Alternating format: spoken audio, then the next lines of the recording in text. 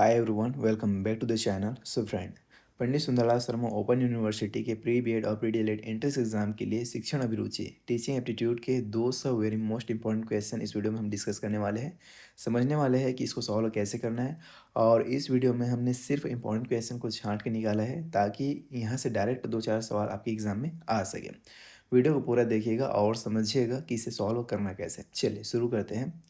पहला सवाल है, विकास की प्रकृति के संदर्भ में पीओपी का पूर्ण रूप क्या है?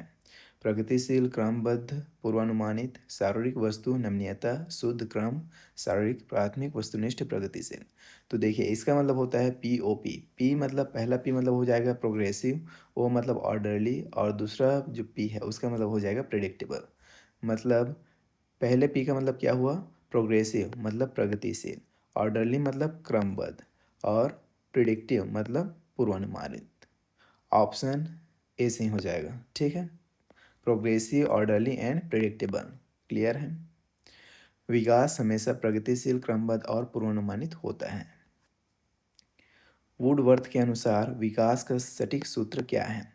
आनुवांशिकता प्लस पर्यावरण, आनुवांशिकता गुणनफल पर्यावरण, आनुवांशिकता माइनस पर्यावरण, परिपक्वता प्लस अधिगम। तो देखिए पहले शब्द को पहचानिए। हेरिडिटी इन्वायरमेंट तो होगा, अब आपको ये देखना है कि प्लस होगा कि गुणा होगा। तो योगफल नहीं होता है, गुणनफल होता है। ऑप्शन बी सही हो जाएगा। वुडवर्थ के अनुसार विकास का सटीक सूत्र क्या है? तो आनुवांशिकता इंटू पर्यावरण। आनुवांशिकता और पर्यावरण का गुणनफल है, हेरिडिटी इंटू इन्वायरमेंट है। विकास आनुवांशिकता और पर्यावरण का गुणनफल है, योग नहीं। इस बात को आप ध्यान में रखेंगे। क्लियर है? विकास की दिशा का सिरोत्पदोन्मुखी सिद्धांत क्या दर्शाता है? सिफेलोकॉर्डर, केंद्र से बाहर की ओर, ये होता है प्रॉक्सिमो डिस्टल। इसे भी आप लोग याद रखेंगे। आपसे सवाल कुछ भी पूछा जा सकता है। ठीक है, ये क्या होता है? ये होता है प्रॉक्सिमो डिस्टल। ऑप्शन बी सही उत्तर हो जाएगा। सिर से पैर की ओर, हेड टू टो। इसे क्या बोला जाता है? अंग्रेजी में ये हो जाएगा हेड टू टो। और ये क्या कहलाता है? तो ये कहलाता है सिरोत्पदोन्मुखी। इंग्लिश में इसको कहते हैं सिफेलोकॉर्डल। याद रखेंगे। ऑप्शन बी सही हो जाएगा। और पहला वाला भी याद रखेंगे, केंद्र से बाहर की ओर, तो उसे बोला जाता है प्रॉक्सिमो डिस्टल। हिंदी में होता है समीप दूरगामी, ऐसा कुछ होता है। ठीक है, इंग्लिश में याद रखेंगे, इंग्लिश फिक्स है, एक ही वर्ड है, प्रॉक्सिमो डिस्टल और सिफेलोकॉर्डल। क्लियर है? निम्नलिखित में से कौन सा सूक्ष्मगत्यात्मक कौशल फाइन मोटर स्किल का एग्जाम्पल है? फाइन मोटर स्किल मतलब वो कौशल जिसमें हमारे शरीर का, हमारे हाथ पैर का छोटा मसल का इस्तेमाल होगा, छोटी मसल यूज़ होता है। दौड़ना, कूदना, शर्ट के बटन लगाना, सीढ़ियाँ चढ़ना। तो देखिए दौड़ना, कूदना और सीढ़ियाँ चढ़ना ये ग्रॉस मोटर स्किल है। फाइन मोटर स्किल के एग्जाम्पल क्या हो जाएगा? तो ऑप्शन सी, शर्ट का बटन लगाना। सी सही हो जाएगा। वाटसन के अनुसार जन्म के समय शिशु में कौन से 3 संवेग होते हैं? तो इसे आप एक निमोनिक से याद रखेंगे, फाल। ठीक है, ये हो जाएगा फियर। फियर मतलब क्या होता है? भय। ए मतलब क्या हो जाएगा? एंगर। क्या हो जाएगा? तो ए मतलब हो जाएगा एंगर। एंगर मतलब क्या होता है? क्रोध होता है। और एल मतलब क्या हो जाएगा? लव। फियर, एंगर, लव, प्रेम। तो ऑप्शन ए सही हो जाएगा, भय, क्रोध और प्रेम। Fear, anger, love. बेहद इंपॉर्टेंट क्वेश्चन। ठीक है, कई बार एग्जाम में आ चुका है। विकास की किस अवस्था को खिलौना आयु कहा जाता है? शैशवावस्था, पूर्व बाल्यावस्था, उत्तर बाल्यावस्था, किशोरावस्था। तो राइट आंसर हो जाएगा ऑप्शन बी, पूर्व बाल्यावस्था। 2 से 6 वर्ष की आयु को क्या कहा जाता है? खिलौना आयु कहा जाता है, क्योंकि इस आयु में बच्चा खिलौनों के साथ सर्वाधिक खेलता है। पियाजे और एरिक्सन के अनुसार विकास की प्रकृति कैसी है? निरंतर, अनिरंतर, स्थिर या फिर प्रतिवर्ती। तो राइट आंसर हो जाएगा ऑप्शन बी, अनिरंतर। इन्होंने विकास को चरणों, स्टेजेस में बांटा है जो अनिरंतरता को दर्शाता है। पियाजे ने 4 स्टेजेस दिए हैं, उसे भी आप लोग याद रखेंगे, SPCF, sensory motor, pre operational, concrete operational और फॉर्मल ऑपरेशनल। चलिए, नई चीज़ें सीखने पर मस्तिष्क की भौतिक संरचना में होने वाले बदलाव को क्या कहते हैं? कार्यात्मक नमनीयता, संरचनात्मक नमनीयता, परिपक्वता या फिर अहम केंद्रिता। उसे क्या कहा जाता है? तो उसे बोला जाता है भौतिक संरचना में वृद्धि, मतलब प्लास्टिसिटी, स्ट्रक्चरल प्लास्टिसिटी। तो राइट आंसर क्या हो जाएगा? ऑप्शन बी, संरचनात्मक निम्नता। किस अवस्था में बच्चे को मिथ्या परिपक्वता का अनुभव होता है? किशोरावस्था, पूर्व बाल्यावस्था, उत्तर बाल्यावस्था 6 से 12 या फिर शैशवावस्था। तो देखिए, रॉस के अनुसार इस आयु में, कौन से आयु में जो मिथ्या परिपक्वता है, मतलब उत्तर बाल्यावस्था 6 से 12 वर्ष की आयु में बच्चा खुद को बड़ा समझने लगता है। एक्चुअल में बड़ा नहीं हुआ होता है, लेकिन वो अपने आप को बड़ा समझता है। उसे ही बोला जाता है मिथ्या परिपक्वता। और ये कौन से अवस्था में होता है? तो उत्तर बाल्यावस्था में होता है, 6 से 12 वर्ष की अवस्था में होता है। ऑप्शन सी सही हो जाएगा। स्टैनली हॉल ने किस अवस्था को तनाव एवं तूफान का काल कहा है? वेरी मोस्ट इंपॉर्टेंट क्वेश्चन, कई बार ये टीचिंग एग्जाम्स में आ चुका है। बाल्यावस्था, किशोरावस्था, प्रौढ़ावस्था, शैशवावस्था। राइट आंसर हो जाएगा ऑप्शन बी, किशोरावस्था। हार्मोनल बदलावों के कारण किशोरावस्था संघर्ष का काल है। जीववाद, निर्जीव वस्तुओं को सजीव समझना किस अवस्था की विशेषता है? पूर्व बाल्यावस्था, उत्तर बाल्यावस्था, किशोरावस्था या फिर जन्म पूर्व। राइट आंसर हो जाएगा ऑप्शन ए, पूर्व बाल्यावस्था के। पूर्व बाल्यावस्था में जो उम्र होता है 2 से 6 वर्ष का, उसमें बच्चा मेज कुर्सी को भी सजीव समझता है। अगर कुर्सी पे, जैसे कुर्सी से लग गया बच्चे को, तो आप कुर्सी को एक झापड़ा लगा दोगे ना, तो बच्चा खुश हो जाता है कि चलो उसको भी मार पड़ा, ऐसा करके। वो डिफ्रेंशिएट नहीं कर पाता है कि वो एक निर्जीव वस्तु है, वो उसे भी सजीव समझते हैं। यही पूछा गया है क्वेश्चन में। मानव कोशिका के निषेचित अंडे में कुल कितने गुणसूत्र होते हैं? 23, 46, मतलब 23 जोड़े, या फिर 44 या फिर 47। राइट आंसर हो जाएगा, देखिए, कुल पूछा गया, संख्या पूछा गया है, तो 46 होते हैं। अगर पेयर में पूछा जाता है तो 23 जोड़ा आंसर हो जाता। ऑप्शन बी सही हो जाएगा। डाउन सिंड्रोम का मुख्य कारण क्या है? 21वें गुणसूत्र की अतिरिक्त प्रतिलिपि, एक्स गुणसूत्र की कमी, वाई गुणसूत्र की अधिकता, कुपोषण। इसका कारण क्या होता है? 21वें गुणसूत्र की अतिरिक्त प्रतिलिपि, इसे ट्राइसोमी 21 भी कहा जाता है, जिससे बौद्धिक विकास धीमा होता है। क्या कहा जाता है? तो इसे कहा जाता है ट्राइसोमी 21। इसे भी आप लोग याद रखेंगे, ये भी पूछा जा चुका है। जो विशेषताएं बाहर से दिखाई देती हैं, जैसे आंखों का रंग, लंबाई, उन्हें क्या कहते हैं? जीनोटाइप, फिनोटाइप, ऑटोसोम्स या फिर टेराटोजेंस। इसे क्या कहा जाता है? इसे बोला जाता है फिनोटाइप। ऑप्शन बी सही हो जाएगा। और आंतरिक लक्षणों को क्या कहते हैं? जीनोटाइप कहते हैं। उसे भी आप लोग याद रखेंगे। पालन पोषण की केस शैली को व्यक्तित्व विकास के लिए सर्वोत्तम माना जाता है? अनुमोदक, आधिकारिक, अधिनायकवादी, लापरवाह। राइट आंसर हो जाएगा ऑप्शन बी, आधिकारिक। इसे बोला जाता है अंग्रेजी में अथॉरिटेटिव। क्या बोला जाता है? तो इसे बोला जाता है अथॉरिटेटिव, जो कि बेस्ट पेरेंटिंग स्टाइल माना जाता है। अथॉरिटेटिव याद रखेंगे, बेहद इंपॉर्टेंट क्वेश्चन। इसमें केयर हाई और हाई कंट्रोल दोनों संतुलन होता है, मतलब केयर और कंट्रोल दोनों संतुलित होता है, इसलिए ये क्या है? बेस्ट पेरेंटिंग स्टाइल है।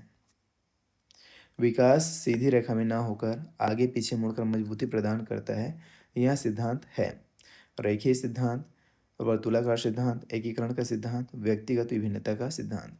तो आगे पीछे मुड़कर मतलब ये कौन सा सिद्धांत है? तो स्पाइरल। स्पाइरल मतलब वर्तुलाकार। ऑप्शन बी सही हो जाएगा।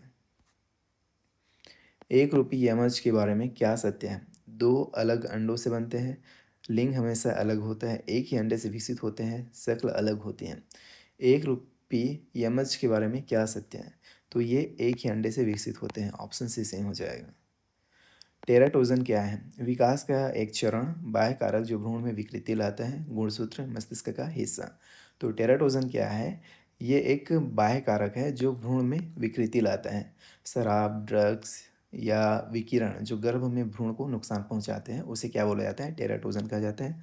और ये क्वेश्चन भी बेहद इंपॉर्टेंट क्वेश्चन है। क्लियर है? याद रखेंगे, ऑप्शन बी सही हो जाएगा। काल्पनिक दर्शक का क्या अर्थ है? किशोरावस्था के संदर्भ में बताइए। टीवी देखना, यह सोचना कि पूरी दुनिया मुझे ही देख रही है, दिन में सपने देखना, वीर पूजा। राइट आंसर क्या हो जाएगा? ऑप्शन बी, यह सोचना कि पूरी दुनिया मुझे ही देख रही है। यही क्या है? काल्पनिक दर्शक है। यह एडोलिसेंट एगोसेंट्रिज्म का हिस्सा है, जहाँ किशोर अत्यधिक सचेत रहते हैं। ऑप्शन बी सही हो जाएगा। टर्नर सिंड्रोम में गुणसूत्रों की स्थिति क्या होती है? 46, 47, एक्स एक्स वाई, 45, X0 या फिर 44। राइट आंसर क्या हो जाएगा? तो राइट आंसर हो जाएगा ऑप्शन सी, 45, X0। इसमें केवल एक एक्स गुणसूत्र होता है, X0, जो केवल महिलाओं को प्रभावित करता है। इसे क्या बोला जाता है? टर्नर सिंड्रोम कहा जाता है, याद रखेंगे। भाषा विकास के लिए सबसे संवेदनशील काल कौन सा है? जन्म से पूर्व, पूर्व बाल्यावस्था, उत्तर बाल्यावस्था, किशोरावस्था। याद रखेंगे, बेहद इंपॉर्टेंट क्वेश्चन। पूर्व बाल्यावस्था, 2 से 6 वर्ष में भाषा अधिग्रहण सबसे तीव्र होता है। ऑप्शन बी सही हो जाएगा। बच्चे तो बच्चे हैं, सोच रखने वाले माता पिता की शैली है। अनुमोदक, अधिनायकवादी, आधिकारिक, लापरवाह। राइट आंसर क्या हो जाएगा? Option A, अनुमोदक। परमिसिव बोला जाता है इसको। इसमें देखभाल ज़्यादा होता है लेकिन नियंत्रण, कंट्रोल बहुत कम होता है। मतलब बच्चे तो बच्चे वाला थ्योरी चलता है इसमें। ऑप्शन ए सही हो जाएगा। यदि विकास सामान्य तरीके से अलग या क्रम से बाहर हो तो उसे क्या कहते हैं? विकास में विलंब, विकास में विचलन, परिपक्वता, नमनीयता।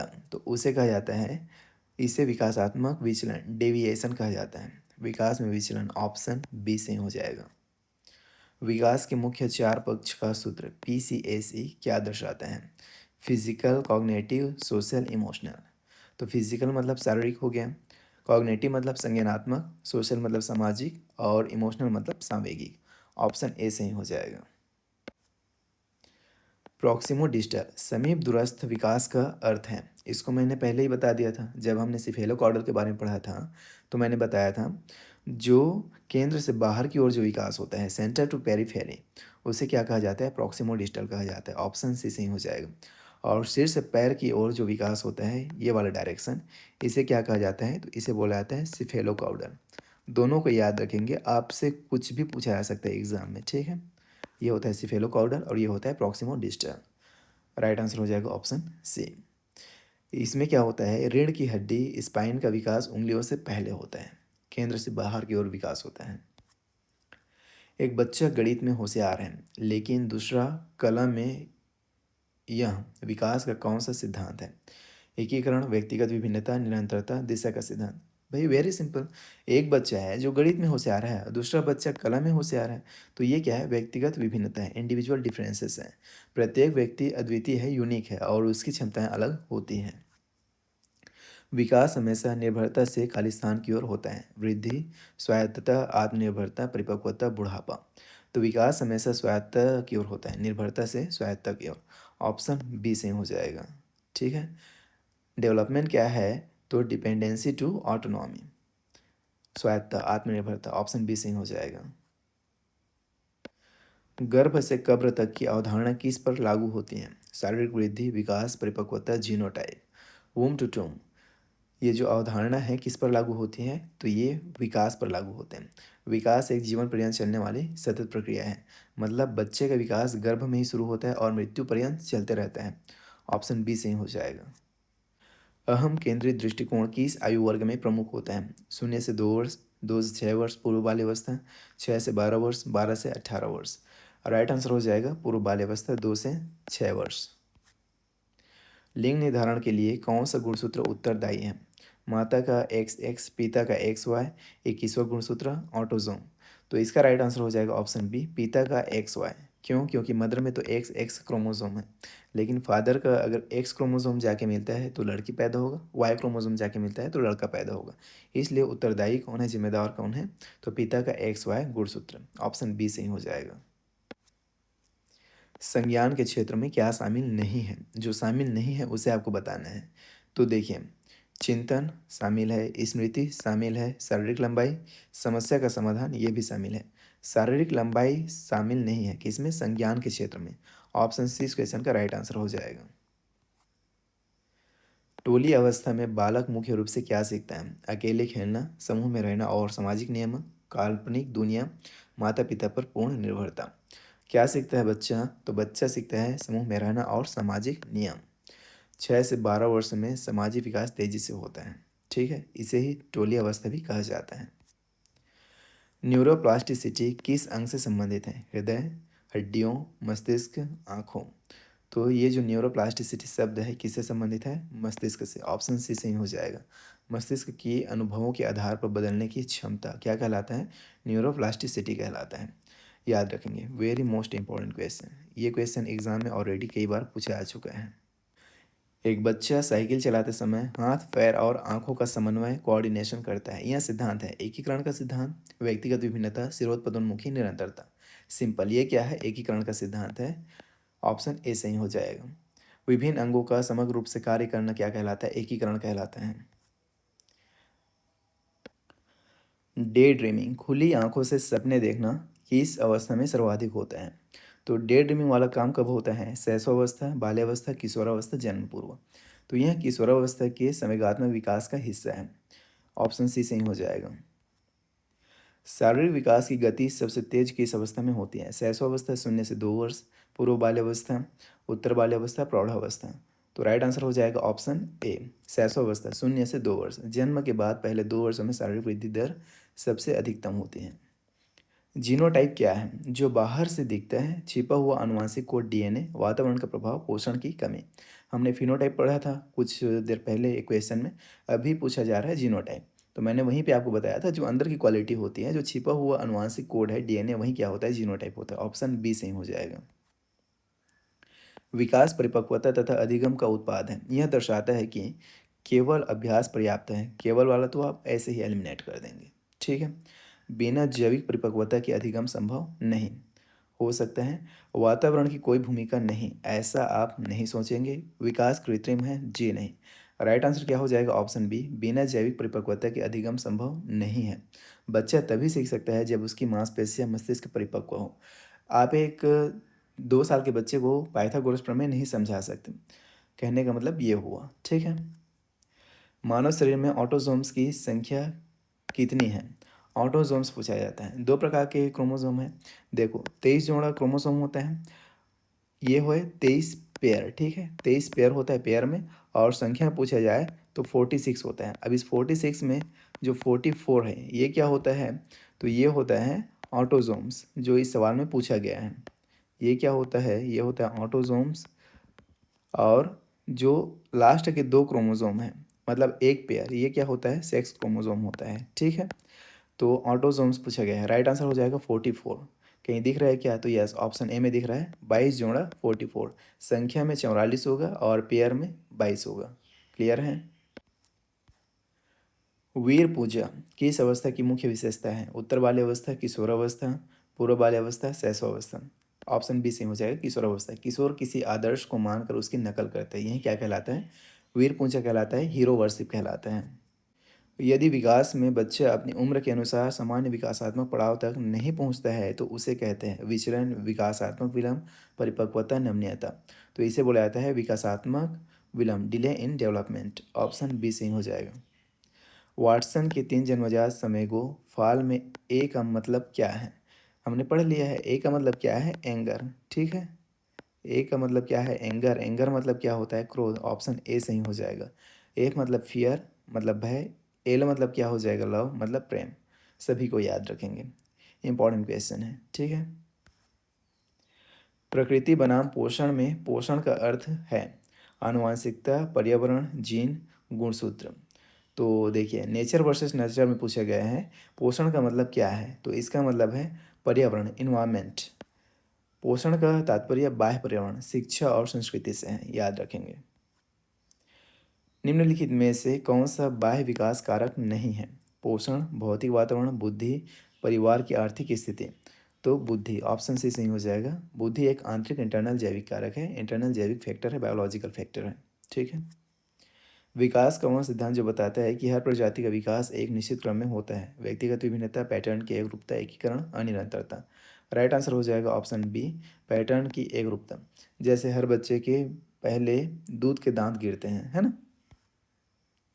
स्थूल गत्यात्मक कौशल का उदाहरण है ग्रॉस मोटर स्किल, लिखना, पेंटिंग करना, दौड़ना, सुई में धागे डालना।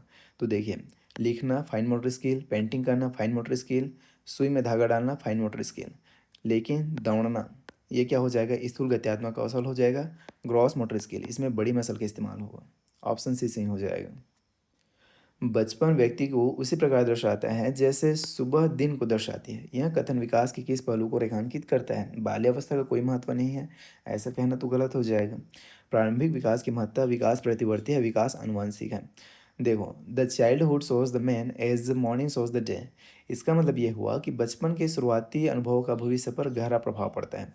प्रारंभिक विकास की महत्ता ऑप्शन बी सही हो जाएगा। भाषा और प्रतीक का प्रयोग किस अवस्था में प्रमुखता से शुरू होता है?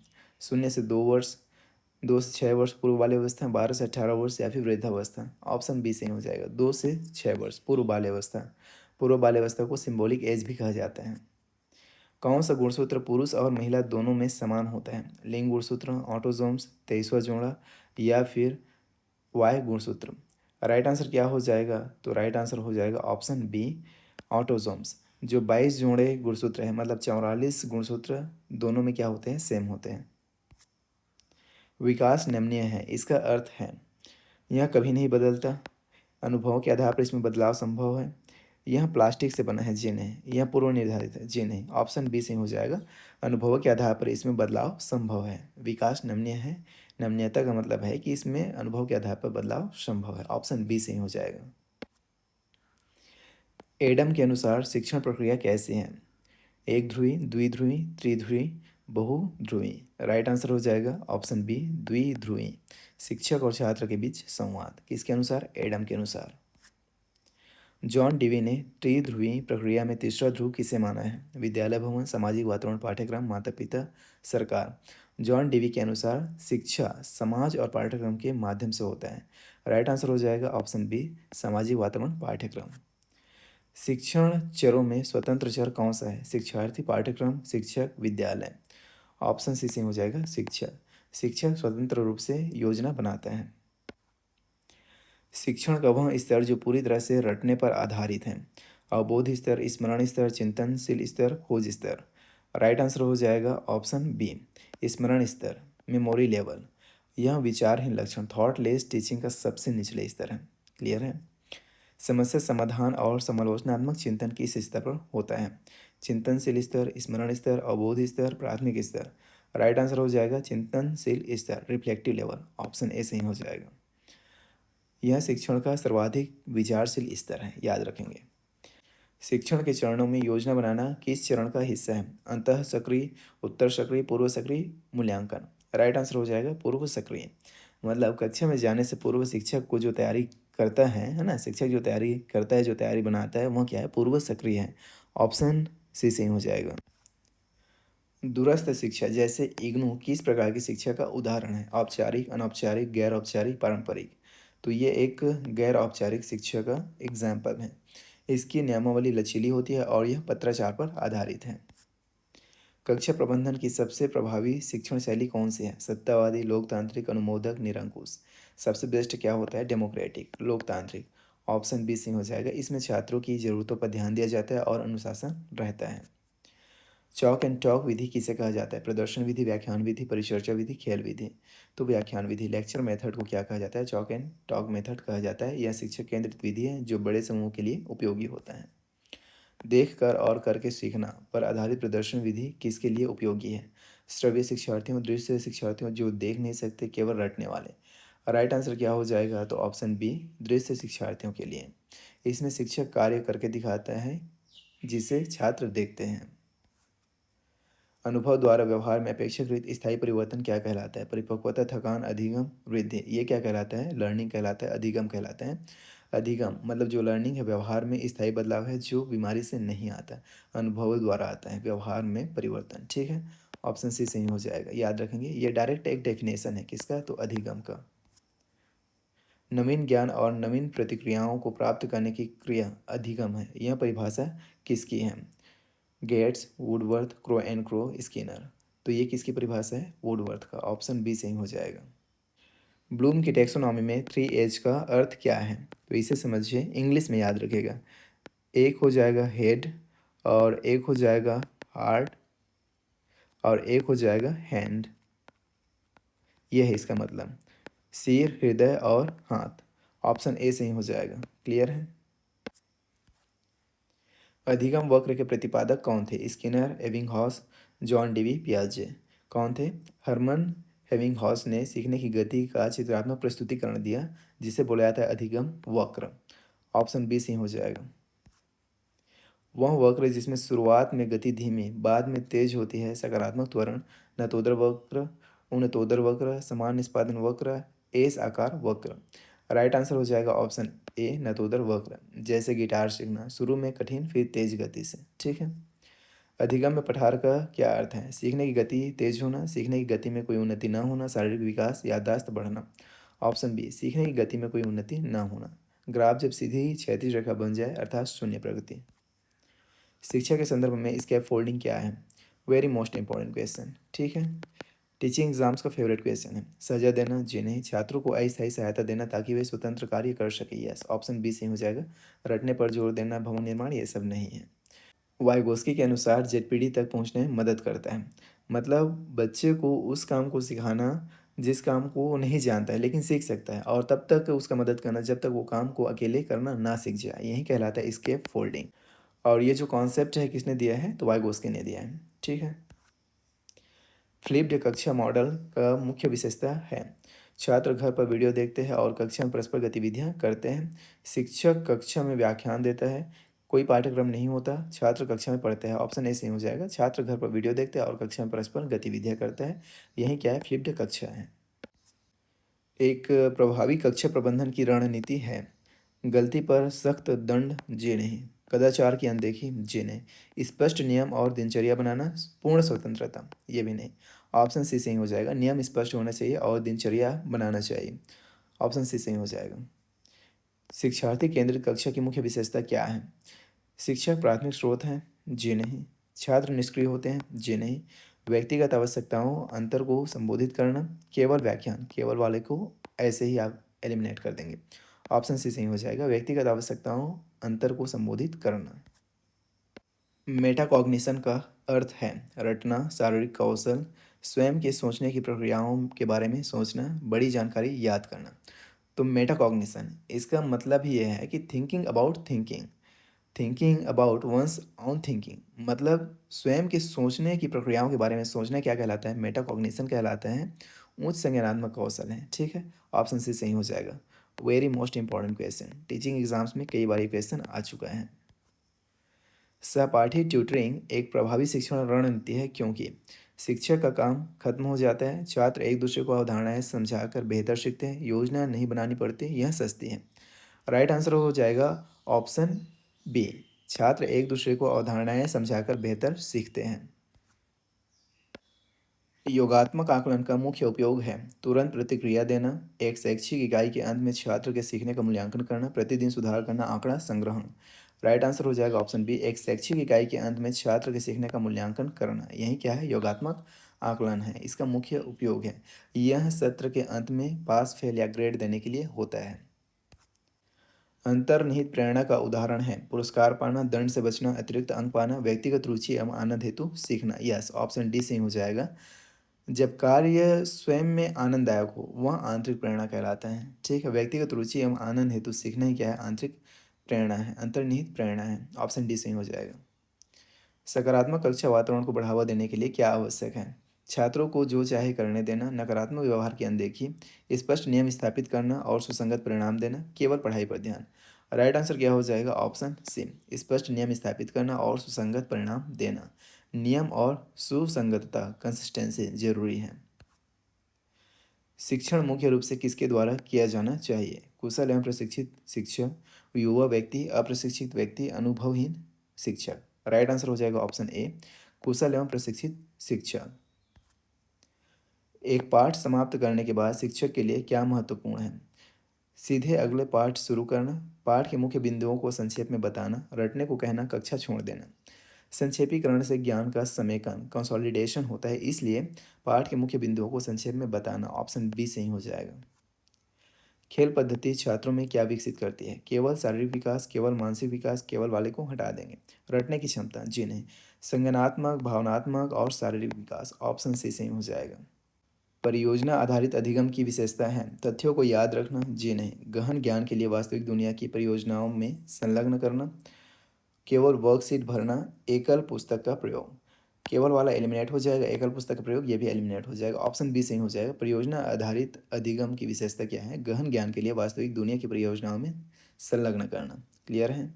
और ये करके सीखने लर्निंग बाय डूइंग का उत्तम उदाहरण है। संरचनावादी शिक्षण विधि किस पर जोर देती है? रटना, जी नहीं।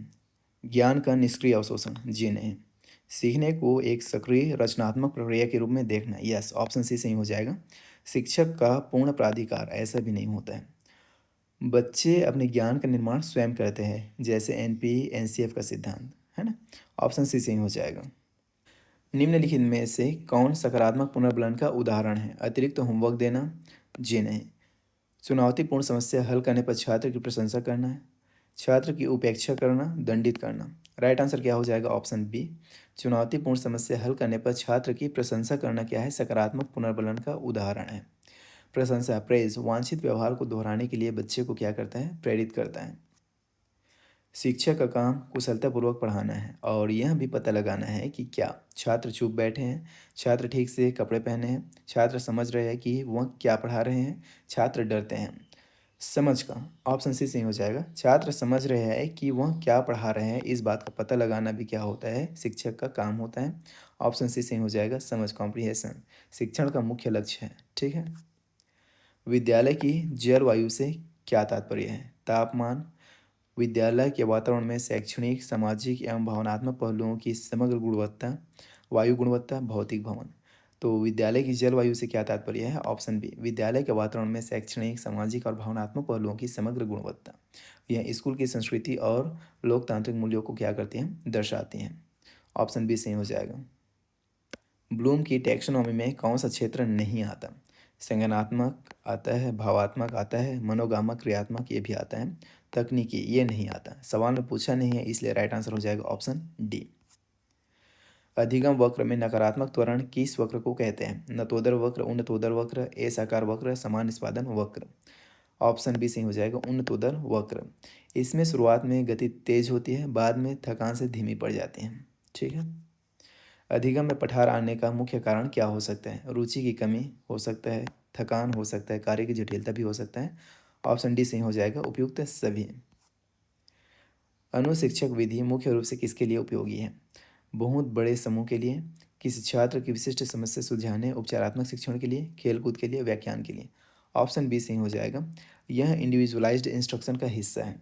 किसी छात्र की विशिष्ट समस्या सुलझाने, उपचारात्मक शिक्षण के लिए ये क्या है? उपयोगी है। कौन सा शिक्षार्थी संबंधी कारक अधिगम को प्रभावित करता है? शिक्षक का व्यवहार, परिवार, बुद्धि, प्रेरणा और परिपक्वता, पाठ्यक्रम। तो शिक्षार्थी संबंधित कारक पूछा गया है, तो ऑप्शन सी सही हो जाएगा, बुद्धि, प्रेरणा और परिपक्वता। ये सभी बच्चे के आंतरिक इंटरनल कारक हैं जो अधिगम को प्रभावित करता है। सबसे वास्तविक अधिगम वक्र कौन सा माना जाता है? समान निष्पादन वक्र, ए साकार वक्र, उन्नतोदर वक्र, नतोदर वक्र। ऑप्शन बी सही हो जाएगा, ए साकार वक्र। व्यवहारिक जीवन में सीखना, ए साकार, तेज धीमा तेज का अनुसरण करता है, कभी ज़्यादा सीखते हैं, कभी कम, कभी ज़्यादा। शिक्षण के अवबोध स्तर में किस बात पर बल दिया जाता है? केवल याद करना, तथ्यों के पीछे का अर्थ और संबंध समझना, आलोचनात्मक चिंतन, रटना। राइट आंसर हो जाएगा ऑप्शन बी, तथ्यों के पीछे का अर्थ और संबंध समझना। यह विचारशील थॉटफुल शिक्षण है। विद्यालय संगठन के संदर्भ में पीटीए का पूर्ण रूप क्या है? पब्लिक टीचिंग अलायंस, अभिभावक शिक्षक संघ, parent teacher association, private training academy, professional teachers assembly. Right answer क्या हो जाएगा? Option B, parent teacher association, अभिभावक शिक्षक संघ।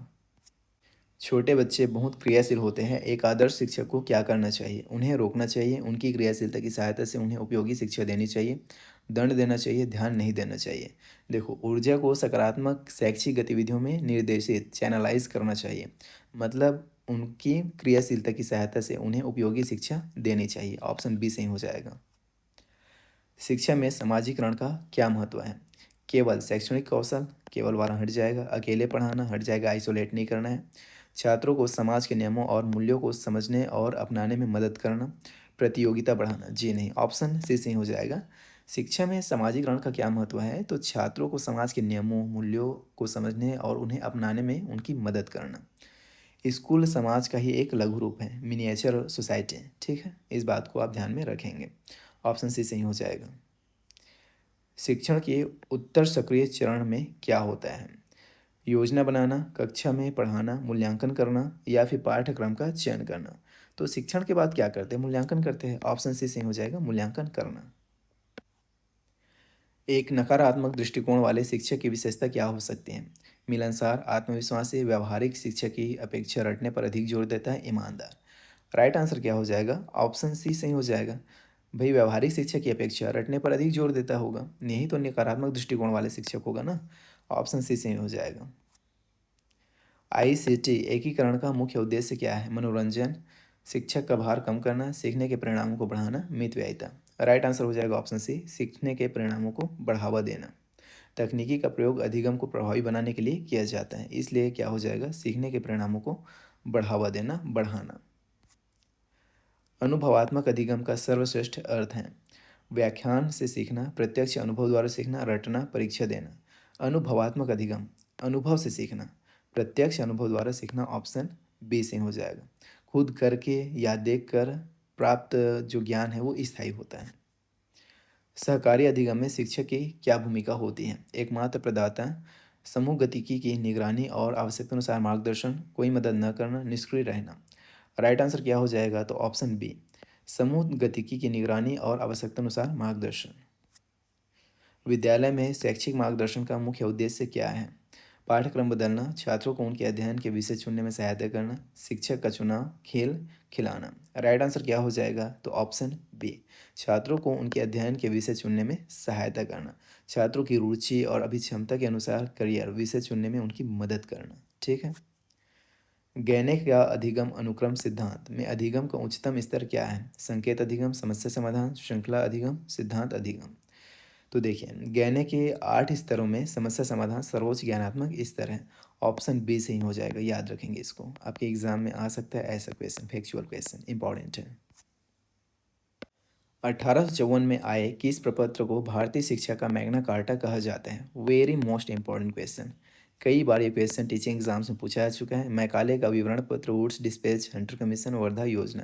तो याद रखेंगे ऑप्शन बी सही हो जाएगा, वुड्स डिस्पैच। इसे क्या बोला जाता है? भारतीय शिक्षा का मैग्ना कार्टा कहा जाता है। 1882-83 में गठित प्रथम भारतीय शिक्षा आयोग का नाम क्या था? कोठारी आयोग, मुदालियार आयोग, हंटर कमीशन, सैडलर आयोग। राइट आंसर हो जाएगा option C, Hunter commission. Lord Ripon द्वारा गठित हंटर कमीशन ने प्राथमिक शिक्षा पर जोर दिया था। बुनियादी शिक्षा नई तालीम का प्रवर्तक किसे माना जाते हैं? Rabindranath Tagore, doctor Zakir Hussain, Mahatma Gandhi, Swami Vivekananda. Right answer हो जाएगा ऑप्शन सी, महात्मा गांधी। 10+2+3 शैक्षणिक संरचना का सुझाव किस आयोग ने दिया था? राधाकृष्णन आयोग, मुदालियार आयोग, कोठारी आयोग, मैकाले। राइट आंसर क्या हो जाएगा? ऑप्शन सी, कोठारी आयोग। त्रिभाषा सूत्र किस आयोग की सिफारिश का परिणाम था? मुदालियार आयोग, कोठारी आयोग, हंटर आयोग, राष्ट्रीय शिक्षा नीति 2020। तो राइट आंसर हो जाएगा ऑप्शन बी, कोठारी आयोग, कोठारी कमीशन। राष्ट्रीय पाठ्यचर्या की रूपरेखा एनसीएफ 2005 का मुख्य सिद्धांत क्या है? रटने की प्रणाली से मुक्ति, ज्ञान को बाहरी जीवन से जोड़ना, परीक्षा को लचीला बनाना, उपयुक्त सभी। तो राष्ट्रीय पाठ्यचर्या की रूपरेखा एनसीएफ 2005 का मुख्य सिद्धांत क्या है? तो ये सभी है, रटने की प्रणाली से मुक्ति, ज्ञान को बाहरी जीवन से जोड़ना, परीक्षा को लचीला बनाना। ऑप्शन डी सही हो जाएगा, उपयुक्त सभी। एनसीएफ 2005 का निर्माण भारत की किस संस्था ने किया था? राष्ट्रीय अध्यापक शिक्षा परिषद, एनसीटीई या एनसीईआरटी, सीबीएसई या फिर यूजीसी। राइट आंसर हो जाएगा ऑप्शन बी, एनसीईआरटी, राष्ट्रीय शैक्षिक अनुसंधान और प्रशिक्षण परिषद। राष्ट्रीय शिक्षा नीति एनईपी 2020 के अनुसार विद्यालयी शिक्षा की नई संरचना क्या है?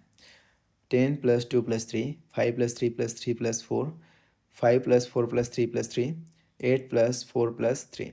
राइट आंसर क्या हो जाएगा? Option B, 5+3+3+4। इसे आप 53-34 से याद रख सकते हैं, 53-34, और बीच में आपको एडिशन का मार्क इंसर्ट कर देना है। ठीक है। यह संरचना फाउंडेशनल, प्रिपरेटरी, मिडिल और सेकेंडरी में बटा हुआ है। 5+3+3+4 वेरी मोस्ट इंपॉर्टेंट क्वेश्चन। ठीक है, ये क्वेश्चन टीचिंग एग्जाम्स में अभी ट्रेंडिंग में पूछा जा रहा है, याद रखेंगे। एनईपी 2020 के अनुसार ईसीसीई का पूर्ण रूप क्या है? तो इसे आप इंग्लिश में याद रखेंगे, और इंग्लिश में ही दिया गया है, हालांकि लिपि हिंदी है। देखिए क्या हो जाएगा, early childhood care and education. Option A ही सही हो जाएगा। एलिमेंट्री चाइल्ड नहीं होगा, एजुकेशन फॉर चिल्ड्रन नहीं होगा, एसेंशियल केयर ये भी नहीं होगा। Early childhood care and education इसका फुल फॉर्म होता है, याद रखेंगे। यह 3 से 8 वर्ष के बच्चों की देखभाल और शिक्षा को सार्वभौमिक बनाता है। ऑपरेशन ब्लैक बोर्ड कार्यक्रम किस शिक्षा नीति के तहत अपनाया गया था? राष्ट्रीय शिक्षा नीति 2020, राष्ट्रीय शिक्षा नीति 1986, राष्ट्रीय पाठ्यचर्या की रूपरेखा 2005, कोठारी आयोग। राइट आंसर हो जाएगा ऑप्शन बी, राष्ट्रीय शिक्षा नीति 1986। भारत में तकनीकी एवं प्रबंधन शिक्षा की गुणवत्ता की देखरेख कौन सी संस्था करती है? MCI, CSIR, NCTE, AICTE। तो इसे आप लोग याद रखेंगे AICTE, और इसका फुल फॉर्म भी आप लोग याद रखेंगे all India council for technical education. Clear है? शिक्षक अधिकार अधिनियम RT एक्ट 2009 भारत में किस तिथि से लागू हुआ? देखिए, एक्ट का नाम है RT एक्ट 2009, लेकिन यह लागू कब हुआ था? तो 2010 में लागू हुआ था। और 2010 में कब लागू हुआ था? तो 1 अप्रैल 2010 को यह मौलिक अधिकार के रूप में लागू हुआ। इसे आप लोग याद रखेंगे, ऑप्शन बी सही हो जाएगा। Very important question. क्लियर है? भारतीय संविधान के किस अनुच्छेद के तहत 6 से 14 वर्ष के बच्चों के लिए शिक्षा अनिवार्य है? अनुच्छेद 45, अनुच्छेद 21A, अनुच्छेद 15, अनुच्छेद 17। तो राइट आंसर हो जाएगा ऑप्शन बी, अनुच्छेद 21A। 86वें संशोधन के द्वारा इसे अनुच्छेद 21A में मौलिक अधिकार बनाया गया था। किसको? तो शिक्षा को। क्लियर है? संविधान के अनुच्छेद 45 में किस आयु वर्ग तक के बच्चों के लिए पूर्व बाल्यावस्था देखभाल का निर्देश है? 14 वर्ष, 6 वर्ष तक, 18 वर्ष या फिर 21 वर्ष। राइट आंसर क्या हो जाएगा? तो 6 वर्ष तक। देखिए, 86वें संशोधन के बाद अनुच्छेद 45 में 0 से 6 वर्ष के बच्चों की शिक्षा ECCE का प्रावधान है। ऑप्शन बी सही हो जाएगा। राष्ट्रीय अध्यापक शिक्षा परिषद NCTE का मुख्य कार्य क्या है? तकनीकी शिक्षा देना, अध्यापक शिक्षा संस्थानों के लिए मानक तथा मानदंड निर्धारित करना, परीक्षा आयोजित करना या फिर स्कूल खोलना। तो राइट आंसर क्या हो जाएगा? Option B. देखिए, यह शिक्षक प्रशिक्षण, टीचर एजुकेशन की गुणवत्ता सुनिश्चित करता है। कैसे? तो शिक्षा संस्थानों के लिए मानक तथा मानदंड निर्धारित करके। ठीक है, ऑप्शन बी सही हो जाएगा। स्कूली शिक्षा के गुणात्मक सुधार हेतु सरकार की सहायता करने के लिए 1961 में स्थापित स्वायत्त संगठन है NCERT, SCERT, NCTE या फिर NCFTE। क्या है? तो राइट आंसर हो जाएगा NCERT, जिसका फुल फॉर्म क्या होता है? National council of educational research and training. याद रखेंगे। जिला स्तर पर प्राथमिक एवं प्रारंभिक विद्यालयों में सेवाकालीन शिक्षक प्रशिक्षण कार्यक्रमों की जिम्मेदारी किसकी है? NCERT, IIT, NCTE, diet. Right answer क्या हो जाएगा? डाइट। ऑप्शन डी सही हो जाएगा।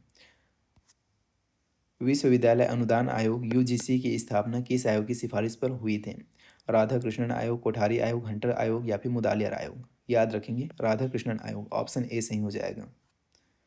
UGC की स्थापना किस अधिनियम के तहत हुई थी? UGC act 1945, UGC act 1947, UGC act 1953 या फिर UGC एक्ट 1956। तो इसे आप लोग याद रखेंगे, ऑप्शन डी सही हो जाएगा। UGC act 1956। राष्ट्रीय शिक्षा दिवस प्रत्येक वर्ष कब मनाया जाता है? ध्यान से पढ़ेंगे क्वेश्चन को। राष्ट्रीय शिक्षा दिवस पूछा गया है, ना कि शिक्षक दिवस। 2 अक्टूबर, 5 सितंबर, 11 नवंबर, 30 जनवरी। राइट आंसर क्या हो जाएगा? ऑप्शन सी। 11 नवंबर को शिक्षा दिवस मनाया जाता है, 5 सितंबर को राष्ट्रीय शिक्षक दिवस मनाया जाता है। दोनों सवाल अलग है, याद रखेंगे।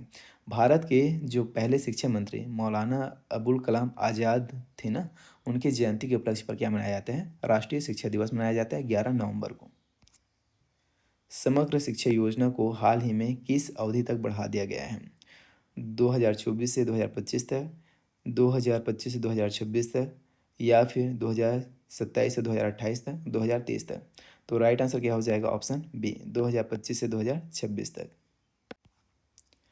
समग्र शिक्षा योजना में शिक्षा के किस स्तर को शामिल किया गया है? केवल प्राथमिक, पूर्व प्राथमिक से 12वीं कक्षा, केवल माध्यमिक, उच्च शिक्षा। तो राइट आंसर क्या हो जाएगा? ऑप्शन बी, पूर्व प्राथमिक से 12वीं कक्षा। PM पोषण योजना किस पूर्व योजना का नया नाम विस्तार है? सर्व शिक्षा अभियान, mid day meal, operation black board, Navodaya. Right answer क्या हो जाएगा? Option B, mid day meal. बच्चों के पोषण स्तर में सुधार हेतु मिड डे मील का अद्यतन रूप क्या है? PM पोषण है।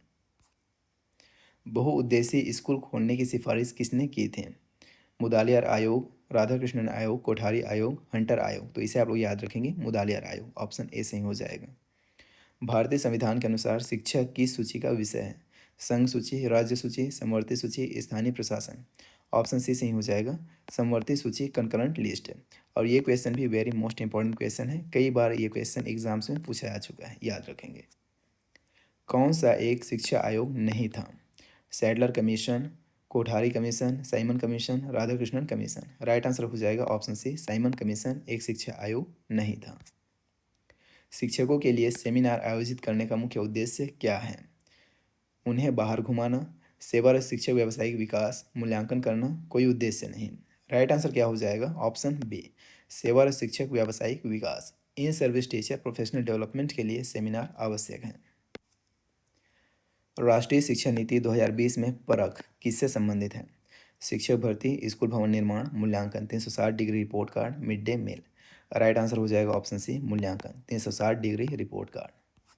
केंद्रीय दूरस्थ शिक्षा विश्वविद्यालय जो शिक्षा नीति के फलस्वरूप प्रारंभ किया गया था वहाँ है इग्नू, भोज मुक्त विश्वविद्यालय, पंडित सुंदरलाल शर्मा मुक्त विश्वविद्यालय, कोई नहीं। तो राइट आंसर क्या हो जाएगा? Option A, IGNOU. अब इग्नू का फुल फॉर्म भी आप लोग याद रखेंगे क्या होता है? Indira Gandhi national open university. Navodaya Vidyalaya की स्थापना का मुख्य उद्देश्य क्या था? शहरी बच्चों को पढ़ाना, ग्रामीण प्रतिभाओं के लिए आवासीय स्कूल, केवल खेल शिक्षा, विदेशी भाषा सिखाना। राइट आंसर क्या हो जाएगा? ऑप्शन बी, ग्रामीण प्रतिभाओं के लिए आवासीय स्कूल। PSSOU BEd ODL में प्रवेश हेतु स्नातक स्नातकोत्तर में न्यूनतम कितने प्रतिशत अंक आवश्यक हैं? तो देखिए, सामान्य रूप से पूछे गए क्वेश्चन तो सामान्य के लिए बताएंगे 50%, और अगर रिजर्व के लिए पूछा जाए OBC SC ST PWD के लिए तो 45% हो जाएगा। क्लियर है? पाठ्यक्रम बनाने का एक आवश्यक सिद्धांत है रट्टा मारना, विषयों का यादृच्छिक चयन, क्रमबद्धता या फिर मूल्यांकन का बहिष्कार। तो क्रमबद्धता जरूरी है, ऑप्शन सी सही हो जाएगा। शिक्षक प्रशिक्षण क्यों आवश्यक है? केवल नौकरी पाने के लिए, प्रमाण पत्र प्राप्त करने के लिए, शिक्षण क्षमता का विकास करने के लिए, वेतन बढ़ाने के लिए। राइट आंसर क्या हो जाएगा? ऑप्शन सी, शिक्षण क्षमता का विकास करने के लिए। समान स्कूल प्रणाली की अवधारणा किस आयोग की देन है? राधाकृष्णन आयोग, कोठारी आयोग, मुदालियार आयोग या फिर हंटर आयोग। राइट आंसर क्या हो जाएगा? तो ऑप्शन बी, कोठारी आयोग। NEP 2020 में कक्षा 6 से किस प्रकार के कौशल पर विशेष जोर दिया गया है? कोडिंग और व्यावसायिक शिक्षा, केवल खेल, विदेशी भाषा, सैन्य प्रशिक्षण। राइट आंसर क्या हो जाएगा? तो ऑप्शन ए, कोडिंग और व्यावसायिक शिक्षा। 21वीं सदी के कौशल निर्माण हेतु कोडिंग और वोकेशनल एजुकेशन अनिवार्य है। अध्यापक शिक्षा कार्यक्रम की गुणवत्ता में सुधार के लिए प्रत्यक्ष रूप से क्या संबंधित है? सेमिनार, अंतर्विष्ट प्रतिपुष्टि के साथ विस्तृत इंटर्नशिप, ICT संसाधन या फिर सामुदायिक संघ। राइट आंसर हो जाएगा ऑप्शन बी, अंतर्विष्ट प्रतिपुष्टि के साथ विस्तृत internship, internship session with feedback. Clear है? इससे क्या होता है? व्यवहारिक कौशल में सुधार होता है। शिक्षा में FLN का क्या अर्थ है? फ्री लर्निंग नेटवर्क, बुनियादी साक्षरता और संख्या ज्ञान, fast learning notes, fundamental law of nature. Right answer क्या हो जाएगा? तो option B, foundational literacy and numeracy. इसका फुल फॉर्म होता है बुनियादी साक्षरता और संख्या ज्ञान। मध्य प्रदेश शिक्षा गारंटी योजना EGS का मुख्य उद्देश्य क्या था? 90 दिनों के भीतर समुदाय की मांग पर विद्यालय प्रदान करना, कॉलेज खोलना या फिर विदेशी निवेश लाना, केवल शिक्षकों का प्रशिक्षण। तो 90 दिनों के भीतर समुदाय की मांग पर विद्यालय प्रदान करना। ऑप्शन ए सही हो जाएगा। PAB प्रोजेक्ट अप्रूवल बोर्ड मुख्य रूप से किस योजना के बजट और कार्यों को स्वीकृत करता है? मनरेगा, समग्र शिक्षा, राष्ट्रीय स्वास्थ्य mission, smart city. Right answer हो जाएगा ऑप्शन बी, समग्र शिक्षा। RTE 2009 के अनुसार कक्षा 1 से 5 तक के लिए न्यूनतम कार्य दिवस कितने होने चाहिए? 200, 220, 180 या फिर 150। तो प्राथमिक स्तर के लिए पूछा गया है ना, कक्षा 1 से 5 के लिए तो मिनिमम 200 दिन होने चाहिए, और अगर मिडिल के लिए पूछा जाता है तो आंसर चेंज हो जाएगा, याद रखेंगे 220 दिन। क्लियर है? दोनों को याद रखेंगे, दोनों बेहद इंपॉर्टेंट है, आपके एग्जाम में कोई भी पूछा जा सकता है। खून और रंग में भारतीय लेकिन सोच और नैतिकता में अंग्रेज बनाना यह किसका लक्ष्य था? Charles Wood, Lord Macaulay, William Hunter, Dalhousie. Right answer क्या हो जाएगा? Lord Macaulay, option B. PSSOU BEd ODL के लिए आवेदन करने वाले अभ्यर्थी के पास क्या अनिवार्य अर्हता होनी चाहिए? BEd के लिए पूछे गए, केवल 12वीं पास, सेवारत अध्यापक अथवा फेस टू फेस NCTE मान्यता प्राप्त कोर्स, केवल post graduation engineer. Right answer क्या हो जाएगा? ऑप्शन बी, सेवारत अध्यापक अथवा फेस टू फेस NCTE मान्यता प्राप्त कोर्स जैसे कि DLED।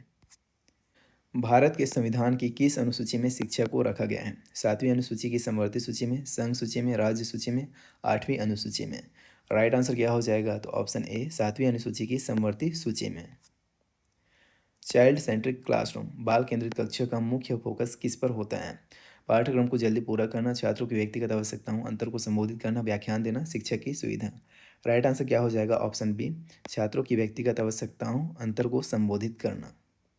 समाज में शिक्षकों का स्तर ऊंचा होना चाहिए क्योंकि वे बहुत काम करते हैं, भावी नागरिक तैयार करते हैं, अधिक वेतन पाते हैं, नेता होते हैं। क्यों भाई? राइट आंसर क्या हो जाएगा? तो ऑप्शन बी, भावी नागरिक तैयार करते हैं। शिक्षक राष्ट्र निर्माता होते हैं, वे देश का भविष्य गढ़ते हैं, इसलिए उनको उनका जो स्तर है समाज में ऊंचा होना चाहिए। प्राथमिक स्तर पर वही शिक्षक प्रभावी माना जाता है जो अपने विषय में अच्छा हो, व्यवहार में अच्छा हो, सख्त हो, केवल बात करने में अच्छा हो। राइट आंसर क्या हो जाएगा? ऑप्शन बी, व्यवहार में प्रभावी हो। व्यावसायिक शिक्षा से पूर्व विद्यार्थी का क्या कराना चाहिए? स्वास्थ्य परीक्षण, रुचि परीक्षण, अभिक्षमता परीक्षण, बी और सी दोनों। तो देखिए, सही व्यवसाय चुनने के लिए अभिक्षमता एप्टीट्यूड और रुचि इंटरेस्ट दोनों आवश्यक है, इसलिए रुचि परीक्षण और अभिक्षमता परीक्षण दोनों कराना चाहिए। ऑप्शन डी सही हो जाएगा। क्लियर है? कौन सा कारक छात्रों के व्यवहार को कम या नहीं के बराबर प्रभावित करता है? पारिवारिक वातावरण, ब्रह्मांडी किरणें, सोशल मीडिया, विद्यालय पाठ्यक्रम। राइट आंसर क्या हो जाएगा? ब्रह्मांडी किरणें। बाकी सब तो प्रभावित करता है, जैसे पारिवारिक वातावरण हो गया, सोशल मीडिया हो गया, विद्यालय पाठ्यक्रम हो गया, ये सब बहुत अधिक प्रभावित करता है। शालाओं में पाठ्य सहगामी क्रियाएं क्यों आयोजित की जाती हैं? प्रतिद्वंद्वता के लिए, सहयोगात्मक कार्य की प्रवृत्ति बढ़ाने के लिए, समय बिताने के लिए, पुरस्कार के लिए। राइट आंसर हो जाएगा ऑप्शन बी, सहयोगात्मक कार्य की प्रवृत्ति बढ़ाने के लिए। छात्र परिषद का प्रमुख उद्देश्य क्या है? विद्यालय प्रबंधन को हटाना, छात्रों को विद्यालयी समस्याओं को निपटाने हेतु सहभागिता प्रदान करना, केवल खेलकूद, शिक्षकों पर दबाव बनाना। राइट आंसर हो जाएगा ऑप्शन बी, छात्रों को विद्यालयी समस्याओं को निपटाने हेतु सहभागिता प्रदान करना। स्वामी विवेकानंद के अनुसार शिक्षा की सर्वश्रेष्ठ विधि कौन सी है? परिचर्चा, व्याख्यान, योग, एकाग्रता, प्रश्नोत्तर। राइट आंसर क्या हो जाएगा? योग, एकाग्रता, ऑप्शन सी। प्रकृति सबसे अच्छी शिक्षिका है, यह किस भारतीय विचारक का मानना था? Mahatma Gandhi, Rabindranath Tagore, doctor Radhakrishnan, Aurobindo. Right answer हो जाएगा ऑप्शन बी, रविंद्रनाथ टैगोर। शांति निकेतन की स्थापना किसने की जो बाद में विश्व भारती विश्वविद्यालय बना? स्वामी विवेकानंद, रविंद्रनाथ टैगोर, गिजुभाई बदियखा या फिर एनी बेसेंट। राइट आंसर क्या हो जाएगा? तो ऑप्शन बी, रविंद्रनाथ टैगोर। शिक्षा अध्ययन में क्रियात्मक अनुसंधान का अर्थ है वृहद समस्याओं का अनुसंधान, कक्षागत व्यवहारिक समस्याओं का अनुसंधान, प्रयोगशाला परीक्षण, नीति निर्माण। राइट आंसर हो जाएगा ऑप्शन बी, कक्षागत व्यवहारिक समस्याओं का अनुसंधान, यही क्या है? क्रियात्मक अनुसंधान है। समावेशी शिक्षा का वास्तविक अर्थ क्या है? विकलांग छात्रों को अलग कक्षा में पढ़ाना, जी नहीं। सभी छात्रों को उनकी क्षमताओं की परवाह किए बिना एक ही कक्षा में एकीकृत करना, यस। केवल प्रतिभाशाली बच्चों पर ध्यान देना, ऐसा नहीं है। घर पर शिक्षा, जी नहीं।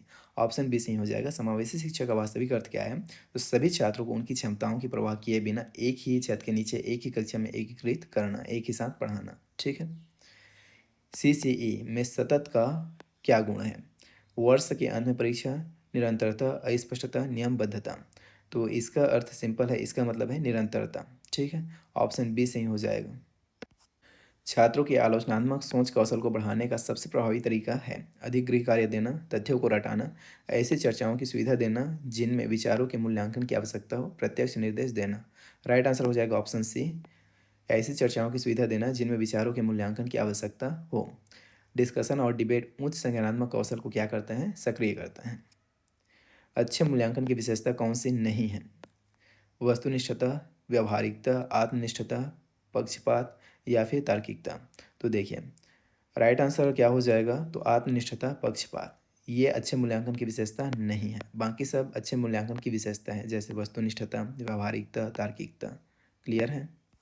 विद्यालय में छात्रों में लोकतांत्रिक मूल्यों को विकसित करने का सबसे प्रभावी साधन क्या है? प्रार्थना सभा, खेल के मैदान, पुस्तकें, वार्षिकोत्सव। राइट आंसर क्या हो जाएगा? खेल का मैदान। खेल के मैदान में बच्चे समानता, टीम वर्क, सहिष्णुता और नियम पालन सीखते हैं। शिक्षक को बालक की सृजनात्मकता के साथ क्या करना चाहिए? तो तटस्थ रहना चाहिए, हतोत्साहित करना चाहिए, प्रोत्साहित करना चाहिए, अनदेखा करना चाहिए। क्या करना चाहिए? प्रोत्साहित करना चाहिए, प्रमोट करना चाहिए उसको। आउट ऑफ द बॉक्स सोच, out of the box thinking को हमेशा बढ़ावा देना चाहिए। अभिक्रमित अधिगम के प्रारंभकर्ता कौन थे? बी.एफ. स्किनर, फ्रोबे, सिडनी प्रेसी, नेड फ्लैंडर्स। राइट आंसर क्या हो जाएगा? तो ऑप्शन ए, बी.एफ. स्किनर।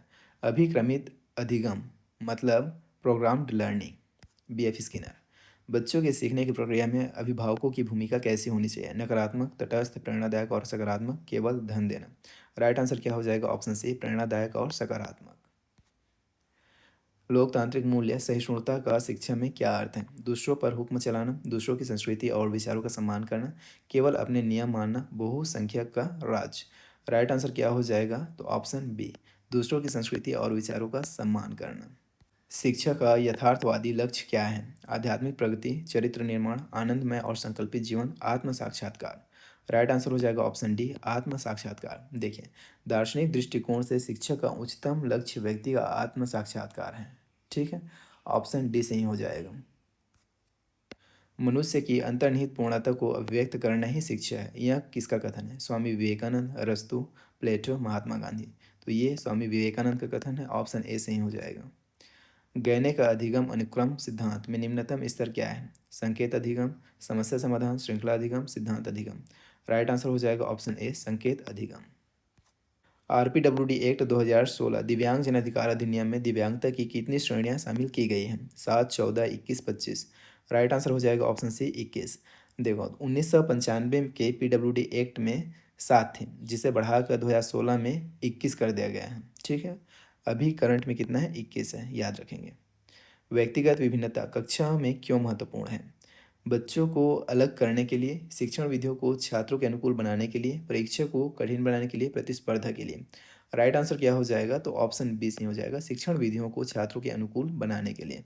प्रत्येक बच्चे का लर्निंग स्टाइल दृश्य श्रव्य गत्यात्मक अलग होता है। मूल्य आधारित शिक्षा का प्राथमिक उद्देश्य क्या है? रोजगार पाना, अच्छे चरित्र और मानवीय गुणों का निर्माण, किताबी कीड़ा बनाना या फिर रटना। राइट आंसर क्या हो जाएगा? Option B. ऑप्शन को पढ़ेंगे तो ही समझ में आ जाएगा। करके सीखना अवधारणा मुख्य रूप से किससे जुड़ी हुई है? आदर्शवाद, रचनावाद, प्रयोजनवाद, केवल स्मृति, शिक्षक का व्याख्यान। राइट आंसर क्या हो जाएगा? ऑप्शन बी, रचनावाद प्रयोजनवाद से। एक शिक्षक के लिए सबसे महत्वपूर्ण गुण क्या है? विषय वस्तु का ज्ञान जरूरी है, छात्रों पर ध्यान केंद्रित करना जरूरी है, सहकर्मियों का सहयोग जरूरी है, उपयुक्त सभी। ऑप्शन डी सही हो जाएगा। निम्नलिखित में से कौन सा मनोवैज्ञानिक गुण शिक्षण से संबंधित नहीं है? जो शिक्षण से संबंधित नहीं है उसे आपको बताना है। आकांक्षा स्तर, ये तो शिक्षण से संबंधित है। रुचि संबंधित है, बुद्धि संबंधित है। लेकिन जो अगला ऑप्शन है शारीरिक लंबाई, ये संबंधित नहीं है। Option D. राइट आंसर क्या हो जाएगा? Option D. कक्षा परीक्षण मुख्य रूप से क्यों करवाए जाते हैं? छात्रों को सजा देने के लिए, शैक्षणिक उपलब्धि के मूल्यांकन हेतु, समय बिताने के लिए, केवल लेखन अभ्यास हेतु। तो कक्षा परीक्षण क्यों कराया जाता है? शैक्षणिक उपलब्धि के मूल्यांकन हेतु। ऑप्शन बी सही हो जाएगा। विद्यालयी जलवायु को सबसे अधिक क्या प्रभावित करता है? प्रधानाचार्य और शिक्षकों का लोकतांत्रिक व्यवहार, भवन की ऊंचाई, कक्षाओं की संख्या, मैदान का आकार। ये तीनों तो पूरा फालतू बात हो गया। राइट आंसर क्या हो जाएगा? ऑप्शन ए, प्रधानाचार्य और शिक्षकों का लोकतांत्रिक व्यवहार। निम्नलिखित में से कौन सी गतिविधि छात्रों में सहयोग विकसित करती है? व्याख्यान सुनना, अकेले पढ़ना, परियोजना कार्य, टीवी देखना। राइट आंसर हो जाएगा प्रोजेक्ट वर्क, परियोजना कार्य। यदि कोई छात्र कक्षा में हमेशा पीछे बैठता है और ध्यान नहीं देता, शिक्षक को क्या करना चाहिए? उसे निकाल देना, उसकी उपेक्षा करना, कारण का पता लगाना और उसकी आवश्यकता अनुसार शिक्षण देना, उसे मारना। ऐसी कंडीशन में क्या करेंगे? आप डायग्नोस करेंगे, कारण का पता लगाएंगे और उसकी आवश्यकता अनुसार उसे शिक्षण देंगे। ऑप्शन सी सही हो जाएगा।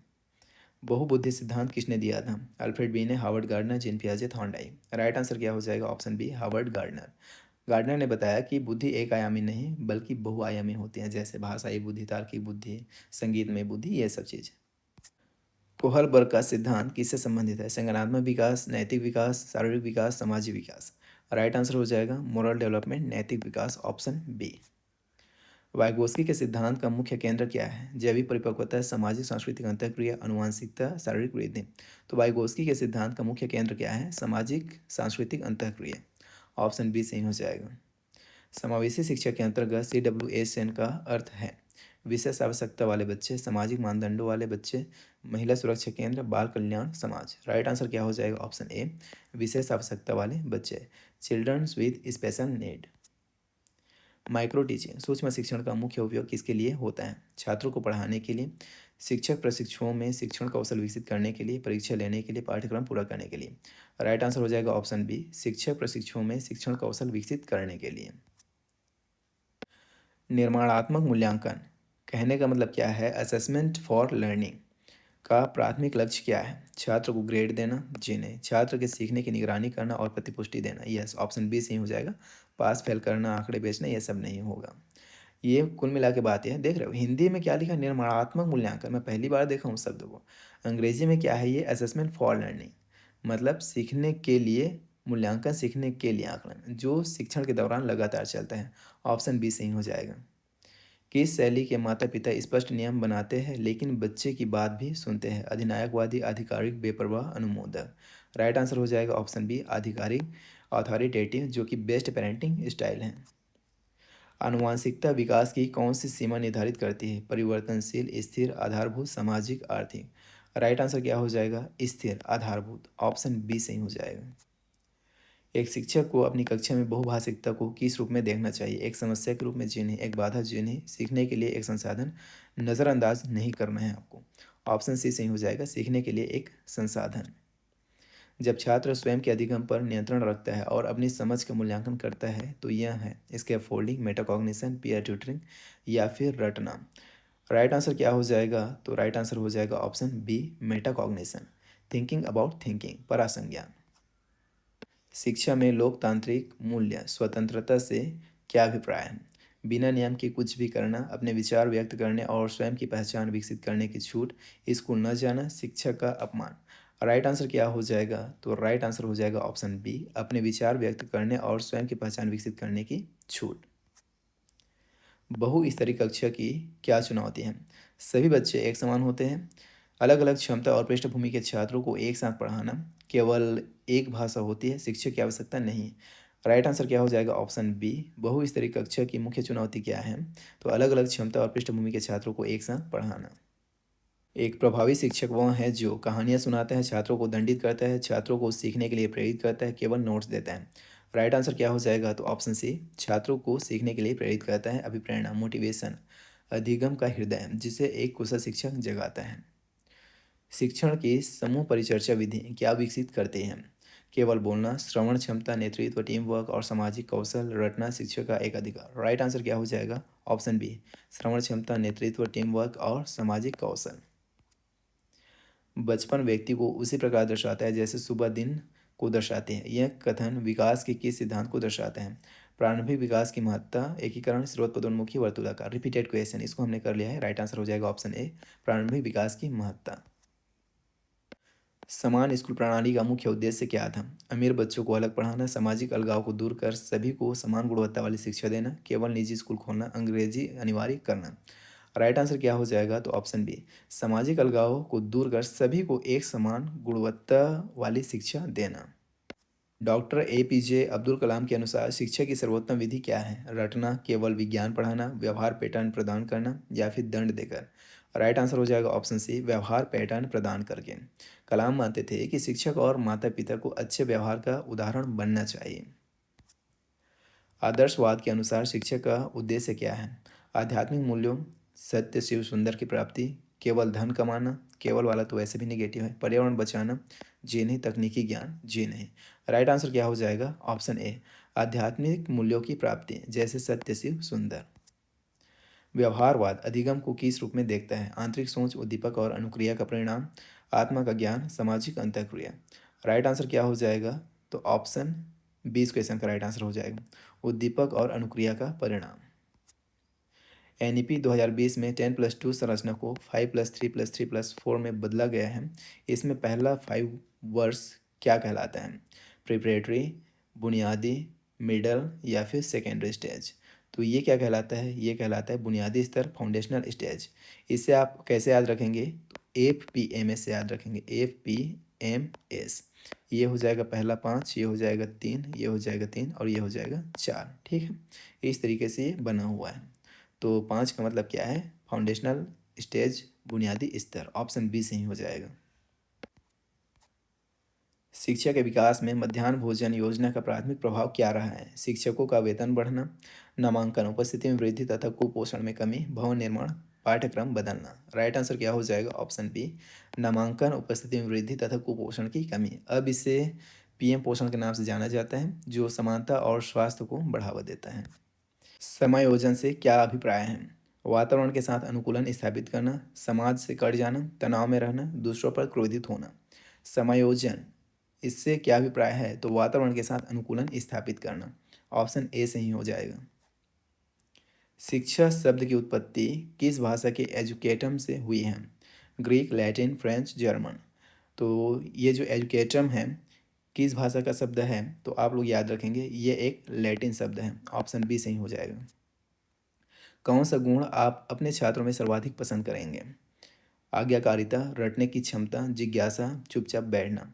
सबसे बेस्ट क्वालिटी क्या रहेगा? तो जिज्ञासा। ऑप्शन सी इस क्वेश्चन का राइट आंसर हो जाएगा।